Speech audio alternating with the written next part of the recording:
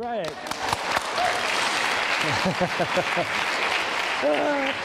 It's fun.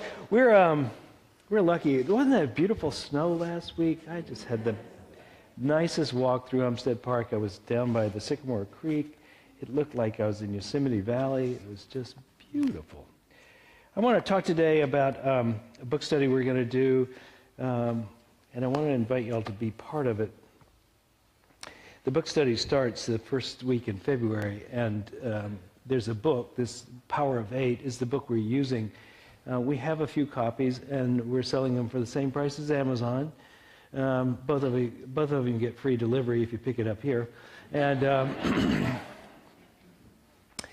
but it's a book some of you should read and some of you don't have to read. I'll put it that way. It has a lot of information in there about how she conducted the experiments, a lot of names, a lot of details about how she perfected this process. If you don't need to be convinced, you don't have to read it. But if you're a doubting Thomas, this is your path to giving it all up. Because believing what you're doing, I think, amplifies what you can do. And if you don't yet have that belief deep enough that your prayer matters, that your intention matters, if you're kind of in that materialistic point of view, that life is really about matter and prayer is kind of like maybe help somehow, then read the book. But if it's already so deep in you that you are spirit and not matter, that that's who you really are, then you don't need to read it. Simply said. With that said, I want to say it's a very exciting book because it matches up perfectly with this idea of a spiritual audacity, which is our theme for the year. Now, our idea is that we're going to push and test and be as big as we can be in the spiritual awakening, in the spiritual being, in using the presence of the divine and being the presence of the divine as we can this year. And we may fail at some things. We may blow the roof off, as Frank said. Who knows what's going to happen. But if you're going to take a risk, go for it. Don't be timid. And most of us have gotten to this point where we're in this process of spiritual unfolding, and our journey has brought us to this point. Well, I'm sure many of you have taken very bold moves to get here, and this is a year to keep it up. But if you're just kind of putting your toe in the water, step on the gas. Here we go. Right? So, talk about mixing metaphors. Okay, here's how it goes. These groups, here's what happened with Lynn McTaggart, the author of the book, and the woman who conducted these experiments, is that she heard a lot about the idea of the law of attraction, and you create your own reality, and she was kind of curious to see if this could really be proven. So she started these intentional experiments where they would take seeds and they break them up into two groups, and then they would have one group be prayed for, and another group would just be the control group. There'd be actually many control groups and just one group that was prayed for. And the intensity of the intention, could they make them grow faster? Well, she used the internet, and she got thousands of people to join in these experiments, and they would pray or meditate or intend, however the exact form was for them, on getting these seeds to grow. And it turned out, statistically, they were quite successful with it. Small changes in the rate of growth, but consistent and statistically significant. She did this for a while, and she got kind of tired of it. And she said, I want to see if we can really do something. So one of the things she did was an experiment with bringing peace to a war-torn area. And one of the first places she tried was Sri Lanka. And Sri Lanka was in the midst of what turned out to be a 25-year civil war. As soon as they did the experiment, things got a lot worse there, at least as far as statistics of people dying. But essentially what happened was that the government went from being in a more or less a stalemate condition with the rebel to winning the war. And within about a year or year and a half, it was over. And so they did regressive statistical analysis, and they couldn't prove anything, but it might have been so. But it brought a lot of people together with a lot of high intention to make this happen. And so she did a survey to see what their experience was during this experiment. And in reading the survey, 50% of the people reported one or as many as 5 of the elements of what's called enlightenment. They had ecstatic experiences. They began to feel a sense of oneness. They expanded their sense of self, their mind, who they defined themselves, etc. They had these experiences. 50% of the people reported at least one of those. This reporting of that became the story. Instead of what happened out of the experiment, what was the outcome, which was, there's so many elements in a war that you can hardly say that any one thing made the change, but you could definitely say that intending and praying collectively together for one thing, a specific outcome, one thing by a group of people at the same time with the same intent had an effect on everybody in the group. And 50% of them reported amazing sensations and changes in their own life. So the things that they were praying for happened to them. They began to feel more peace. They began to have their relationships improve. Some health reports, etc. The effect on the person doing the praying was very measurable and profound.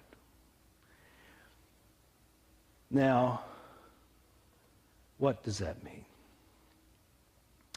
So, being a journalist, I don't think she comes across as the great spiritual teacher that says, in my tradition, this is that. She tries to look at it as a scientist, or at least as an observer would, and look for reasons. And ultimately, there's not an explanation without getting into spirituality. It just doesn't seem to make sense otherwise. So one of the things that happened was that in searching for other precedents, of course she found them. Where she's found that, haven't you found the idea that group prayer has some effect? I mean, there are many studies on that by and large, the bulk of them say, yes, it has a powerful effect. And you can pray for somebody. There's a great study about people praying for a group of patients in a cardiovascular ward. They prayed for half of them, didn't pray for the other half, and the one half they did statistically did so much better, recovered quickly and had longer life, etc. And the interesting thing about this prayer study was that the prayers done for that group were done 25 years after it happened. So time doesn't seem to be that important. Now we're getting into the woo, right? The deep and profound woo. What's happening here? And I think if you're a materialist, if you say that life is all about matter is stuff, you could kind of begin to explain it by this idea of entanglement. Entanglement is a quantum physics term which basically says all things are connected. Now, this was predicted. Einstein didn't like it particularly, but he didn't know everything. Turns out you can link subatomic particles, spread them apart at the speed of light, and they'll react at the same time together, which is impossible, according to the speed of going twice the speed of light, roughly, away from each other. They shouldn't know what's going on, but they do. Somehow they do. But that's also just a piece of this entanglement thing. And essentially what an entanglement says is that wherever you draw the brackets, it's artificial. So Reuben and I each have a bracket we know ourselves to be inside the skin. That's Reuben. I'm me over here. That's those two brackets. But we could draw this bracket differently. The bracket could be Reuben and me. Now we're inside the same bracket, right? And so it turns out, if you think about entanglement, means where everything's interconnected, where you put the brackets is just artificial. Does it really matter? Does that make sense? So the bracket could be this whole room in which we're all in it together. We're all, right? Or it could be the whole world or the whole universe. And that's essentially what quantum physics says, is we're all in this together. We're all one. On a material basis, that is the simplified way of saying what that means. So we're entangled. Sorry. Sorry I wasn't feeling well last week. I'm sorry. This is a way of explaining it somewhat. But probably the best one is the one that I think. The best one is this. Essentially, you have to, in my mind, I remember long ago I was going to be a seminarian for the first time. I was going to a Presbyterian seminary. I was living in San Francisco Bay Area, and I had a lot of sophisticated friends. At least the couple I was talking to about it, I was having to explain myself. So I had a lot of friends who were in the woo, deep in the woo, right? But not church. Oh no, not church, but deep in the woo. And so I had to felt a little awkward explaining to them I was going to a seminary, a church seminary, which was kind of like saying I was regressing, I guess, to them. But to my other friends, there was this couple we went to see, and they were importers of fine coffees, and like the suppliers to Starbucks and other people. They very adroit business-wise, and just cool people. So here I was going to seminary, which in the Bay Area at the time didn't seem all that cool. And I wanted to explain myself why I was doing this, because I'd been cool, I thought, for a while. I said, it really kind of comes down to which one do you put primary? Do you put consciousness or spirit or the divine, however you say it, or matter primary? Which one's first? Which one came first? Now, some people think consciousness is an epiphenomenon that's stacked on top of the accumulation of enough neurons that you begin to be self-aware, and that's how it happened. And it all kind of bubbled up from inert matter, and then eventually you become conscious as a species, and that's where we find ourselves, sort of an epiphenomenon, one on top of the matter itself. Or you can take the spiritual point of view, that essentially there was God first, or there was spirit, or there was consciousness, or there was the Om, or whatever you call it, was first, and out of that comes the expression of it, which is what we see in multiplicity in the material world around us. And I think when you go to deepen into spiritual understanding, this becomes progressively more your case, that you're more and more identified with the spiritual aspect of yourself and less about the body and the history of this body.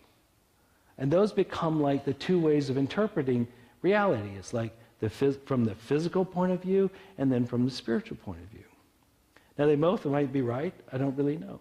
They're entangled in some way. They're somehow inside the real truth. But I like to say, because I'm a minister, that it is spirit first and then the body. And as such, it's consciousness first and then the outcomes. And so if you could get yourself to shift your consciousness, then you're going to have a different outcome, which is the whole basis of the unity movement in the first place. Change your mind, change your experience. So we're talking now about shifting our experience for ourselves by focusing our attention completely with a group of people on a particular outcome for the good of someone else. And this altruism, this open-hearted, I love you, I want you to have your life as you wish it experience, comes back to you in spades. So as you give, so you receive, right? We've heard that someplace else, right? Love and you will experience, love someone and you'll experience love, right? It's the truth, isn't it? It's as simple as smile at someone and they're more likely to smile back at you. Unless they're really cool and sophisticated. But many people will smile back at you. Right? So this is the practice, and here's how she would do it. So Lynn McTaggart, who had these successful experiments, wrote books about this, got a lot of people interested in it, and of course, natural outcome is that she starts leading workshops. And she says, I didn't know anything about leading workshops. So I said, well, maybe we, as a feel-good, we'd break up into groups of 8, and then they could pray for somebody, and at least they would feel good about it. Go home and be happy. I've done a lot with workshops, and one of the things you always want to do is jack them up and glaze them over and get them out, right? Well, they're still happy. And anyway, she does this thing. And so the first night, they break up into groups. They have this experiment. And it goes like this. 8 people. One person chooses to be the subject. The rest are going to pray for that one person. But they get to know each other. There's some camaraderie that's built through conversation. And the person who's going to be prayed for explains their predicament, whatever they want fixed, with some detail, enough to elicit empathy from the group. And then they'd go into a concentrated way of doing this, quieting the mind through meditation, focusing the mind, bringing intention, opening their heart, etc. It's all in the book. Put their hand on the person in a circle. They put their hand in the person. 10 minutes of intention. And then that's kind of the experiment. They go home. Come back the next day. She's thinking the person in the middle is going to say, that was pretty cool. I feel a bit better than I did. But she had remarkable things happen, like people throwing away their crutches, etc. The real evangelical experience, right? They were really changed physically, emotionally by this experience. The one in the middle had amazing stories. But what was most interesting, just like in the other experiment, was that the other people in the group also had healings themselves, both physical and emotional, and some of them had other outcomes like better relationships and financial improvement, etc., in their life. That happened to them as well. So that's why she wrote this book saying, I think we're on to something. Now, this is not new. Of course, the small church experience of praying for others has been in the Christian tradition forever, from the beginning. And many of you might have read this book called How the Irish Saved Civilization.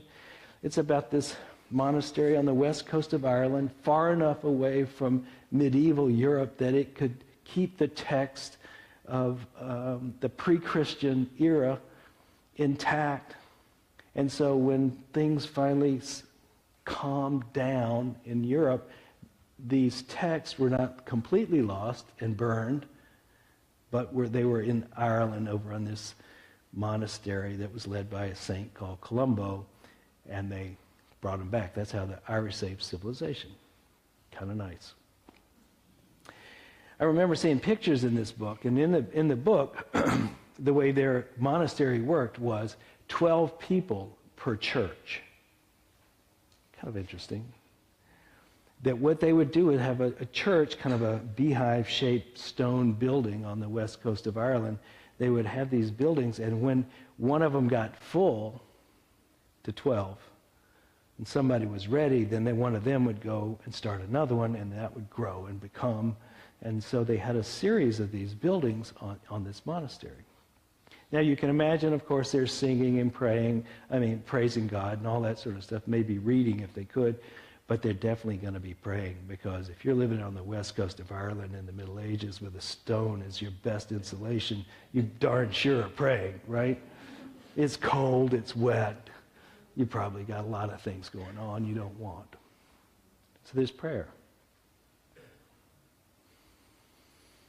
This process of praying for others, linking your mind to an exact outcome, visualizing it in every way you can, both through pictures, through feelings, through words, to having a concentration of the mind by relaxing the chatter enough to link up with the great Google. You're in there, right? You're in there. And this becomes so strong that when you give yourself to this process, according to Lynn McTaggart, you begin to have ecstatic experiences, as she wrote in the book, right in the beginning. You begin to have a rebound effect, essentially, on your personal life that mirrors the intensity and the intention of your prayer for someone else. I think this is a good news, right? One is that we are more than this, which is good news. I think when you realize you are more than this, yes, this exists. Yeah, it's here. But it's not the bulk of me. When that becomes true for you, you become a different being. You begin to change the way you perceive what to do with this in the first place. So if you think about these great saints and those who actually made it onto that side, when they realize that they're not the body, they are a different being, right? They have a different vibration and they affect the world around them, I'm sure, differently. But also they live with such boldness. Think about Gandhi. He's a bold character. Martin Luther King, bold character. Think about Jesus. Jesus said, hey, look, I'm not even waiting for the bullet. I'm going to prove I'm not this. Watch this. That's my interpretation of Easter, right? Watch this. Not for the faint-hearted, and certainly not for anybody who thinks this is everything about them, because it'd be a bad option. But if you're not this, if you know you're not this, and you want to step out there and say, okay, kiddies, watch this one, you could do it. Our job, I think, in this whole endeavor that we're involved in here is to really wake up to that Christ presence that becomes so real, not like a good idea, not like, wow, I've heard this forever and it's almost true for me. No, like it's a slam dunk. Yeah, that's the way it is.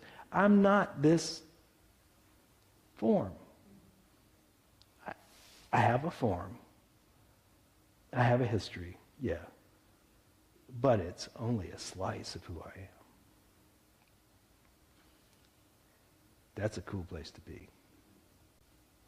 And if linking up with 7 other people to pray for somebody in the middle of the circle will help you, wouldn't you do it? I mean, I don't know, leave it up to you. But So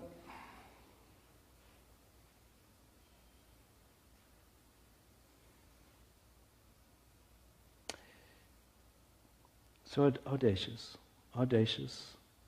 and courageous and intentional and powerful, yet peaceful and loving, and knowing who you really are lets you just relax. It's a great way to go. So let's practice here for a minute. We're going to do the same affirmation. And my intention here is that since we're all together, at the same time, we can say the same intention internally. We can intend it for any, maybe not for the same person, but for somebody we choose. We intend it for them. We say it collectively. We're going to link up. We're going to have that chance to feel what it's like to be hooked in to the one, as the one. That's the plan. Okay, so y'all ready? Let's do it.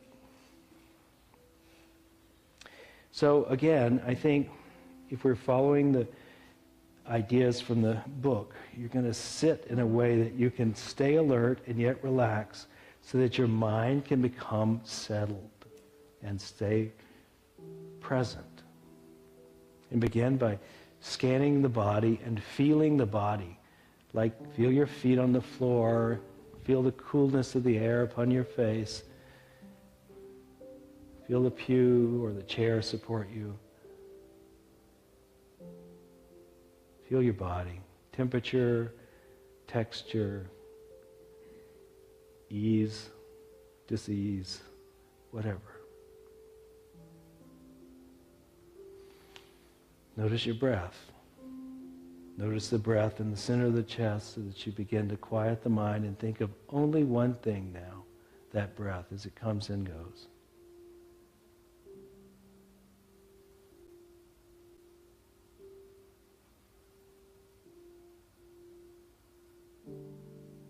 Quieting the mind, giving it the peace of focus, the breath, the breath.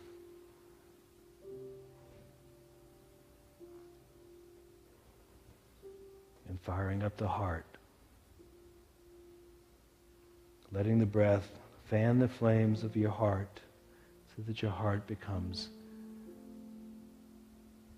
a radiant, powerful presence in your body.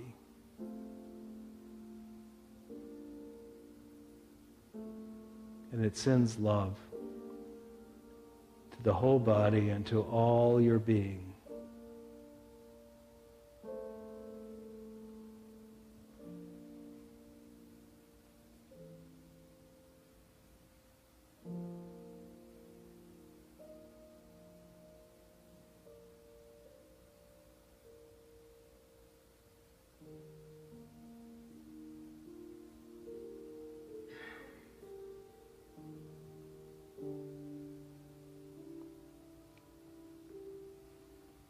We're harmonizing inside. Becoming one presence inside. Now let us link up with the divine. Call in the saints. Plug in to the internet, however you conceive it. Link up.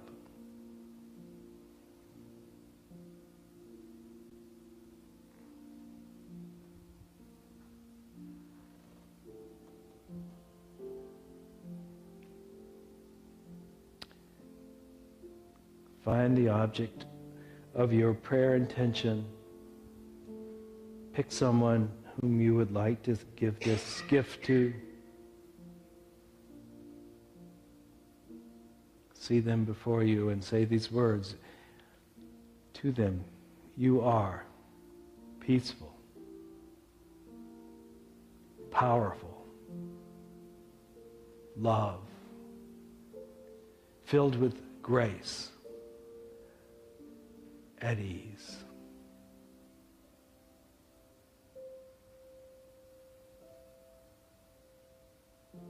You are peaceful, powerful, love, filled with grace, and at ease.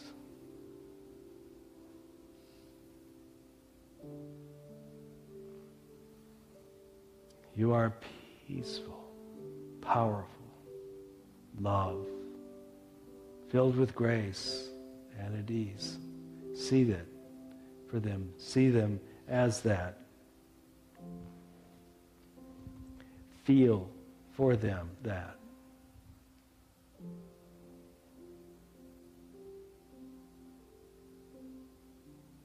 You are peaceful, powerful, love, filled with grace and at ease. You are peaceful,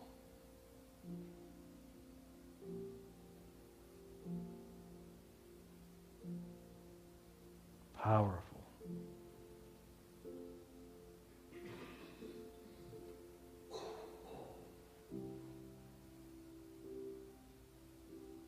love,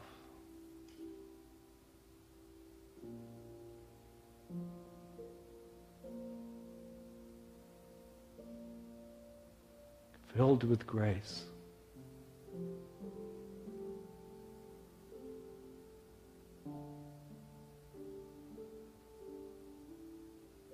And at ease.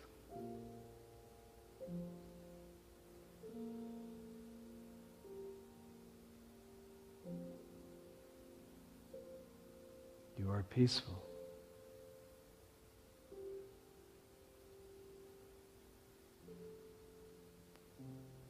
Powerful.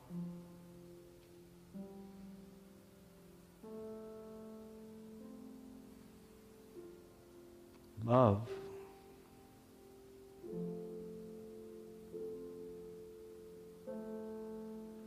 Filled with grace.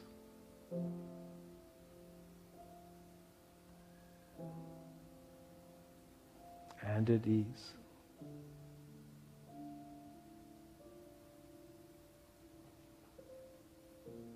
Continue to visualize, sense, feel the truth of that.